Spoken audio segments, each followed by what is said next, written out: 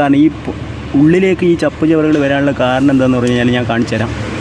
നമ്മൾ ഈ പുറത്തെ ഷട്ടർ AC ഓണാക്കിയിട്ട് നമ്മൾ ഓണാക്കി കഴിഞ്ഞതിന് ശേഷം ഈ ഒരു ഷട്ടർ ഉണ്ടല്ലോ ഔട്ട്സൈഡ് ഇത് റീസർക്കുലേഷൻ, അകത്തെ കാറ്റ് തന്നെ റീസർക്കുലേറ്റ് ചെയ്യുന്നുണ്ട്. അഥവാ അവിടെ വരുന്ന പുറത്തെ ബോണറ്റിൻ്റെ അവിടെ നിന്ന് വരുന്ന ഷട്ടറുണ്ട്, ആ ഷട്ടർ ഓപ്പൺ ആക്കുമ്പോൾ പുറത്തെ കാറ്റ് വരും. അപ്പോൾ പുറത്തെ കാറ്റ് വരുമ്പോൾ ഇങ്ങോട്ടേക്ക് വലിച്ചെടുക്കണം. ഇത് കണ്ടോ, ഈ ഒരു ഷട്ടർ ഓഫ് ആയി കഴിഞ്ഞാൽ പുറത്തെ ഷട്ടർ ഓപ്പൺ ആവും.